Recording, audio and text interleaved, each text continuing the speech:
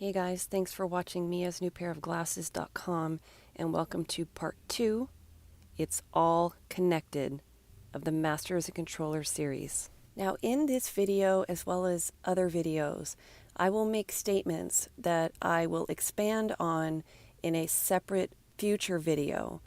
But for the purpose of this video and keeping the length manageable, we are only going to focus on proving a single topic. First, to go any further into this series, one of the most important things I must show you is the purpose of movies and television. I have to draw the connection so you understand that Hollywood, governments, everything in the private sector of business, and the people above those who control the world are all one entity working together for the same agenda. The world is not what you think. We really live in a caste system. Contrary to what you have been led to believe, you cannot be anything you wish.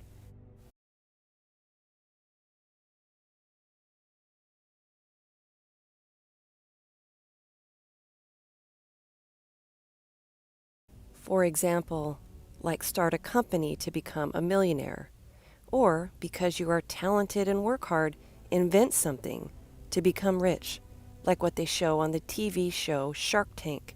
All of these reality shows are 100% scripted with 100% actors on TV to serve the purpose of creating the false illusion that just anybody can become rich and famous if they work hard. Not just anybody becomes famous or rich, and certainly not just anybody becomes a movie director. You can only get as far as they allow you to get, and there is a high cost to anyone who does, quote, make it. To control a population, the methods used are with the carrot or by the stick. They realized that you get more production out of people with less resistance by using the carrot method. All you need to do is create false hope by creating a world where people believe that they can get out of the class they are in by working hard so they can do or be anything. Then they reinforce those false beliefs, creating a desire for money and wealth by glamorizing the world of material wealth. Then they don't need to force people into slavery. They manipulate them into it.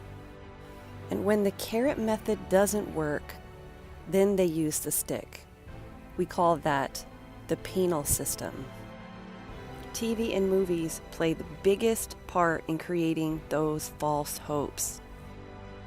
In this video, I will point out a select few directors and movies, but this is not just some movies and some directors. It is all of them, big budget to small and independent films. Not just anyone gets to make movies. You must be, quote, in the club. There is a reason why movies are only made out of 2 places in the world: Hollywood, California, for the Western world, and Bollywood in India for the 1.339 billion people that live there. To become a director, you are either groomed into the club from a young age, entered through blood relations, or you are willing to sell your soul and make the type of movies they want with what they want in it, with their symbolism and pushing their agendas. When that many eyes are on something, nothing is left to chance. So I'm going to assume, if you are here, that everyone knows the moon landing was fake. This is an important fact to understand for the topics we're going to discuss now.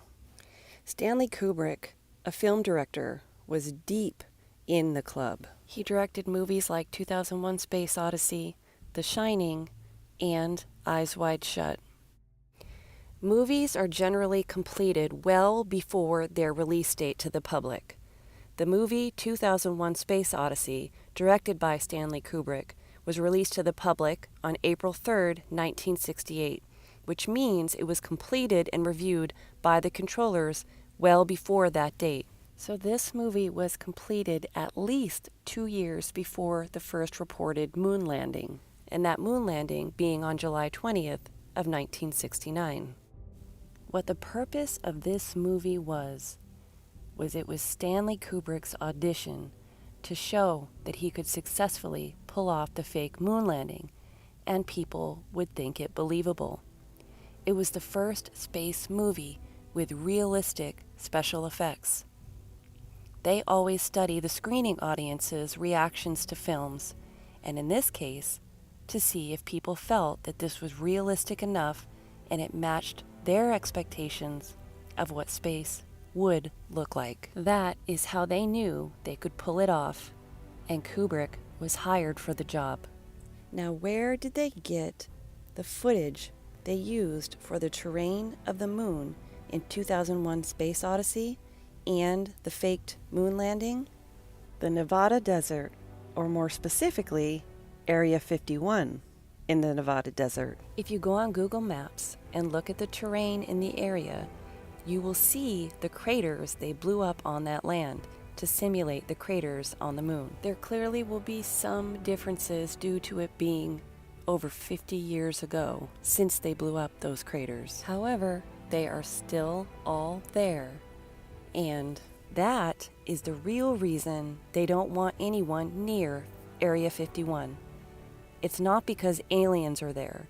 It's because they don't want people out there and making the connection that that is where the moon landing was really filmed. The Shining, directed by Stanley Kubrick, was released to the public on May 23rd of 1980. Kubrick obviously had a crisis of conscience and placed very subtle clues in the movie to say that he directed the moon landing and that it was fake. There is a lot of symbolism in the movie, but just to point out a few: the son wearing an Apollo 11 sweater, and the carpet in that scene modeled after NASA's hexagonal launch pads, and finally, on the wall, do you notice the same thing I did? Rockets in the pattern of the wall design. Later on, Kubrick directed the movie Eyes Wide Shut, where he stepped over the line and revealed too much about secret societies. This movie was released to the public on July 16th of 1999. Kubrick died on March 7th, 1999, before the movie was even released to the public. Does anyone remember the significance of March 7th? If you refer to Brian's video in the Sun series, where he shows that in one catastrophe scenario, 260 days from the day the sun continues to go north after summer solstice, the date the sun or blue star completely goes out falls on March 7th. All dates have meaning, and because Kubrick said too much in his movies, he stepped over the line.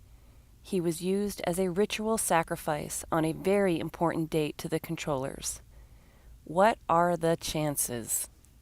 To condition people with the belief in space, many movies and TV shows have been aired over the years. They tell the truth and reveal how a fake space landing can be done in the movie Capricorn 1, released on May 2nd, 1978, where they film a fake Mars landing.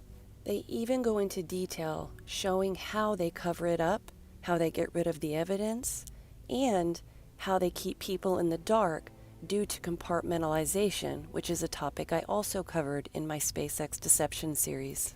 What is the best way to throw the truth in asleep people's faces, leave clues for some, like us, yet discredit public claims of faked space missions? Put it in a movie, so anyone you tell says to you, "Oh, you got that from a movie." Types of productions, like Star Wars and Star Trek, just to name two of the big ones, are the main tools used to reinforce the heliocentric model and make people believe in space. Just think, if you'd never seen a space movie, would you be able to imagine what their version of space looks like? these aren't the only movies that contributed to the public's belief in space. Eugene Roddenberry, a patron saint of the controllers, was an American television screenwriter, producer, and creator of the original Star Trek television series and its first spin-off, The Next Generation. What is his connection to NASA?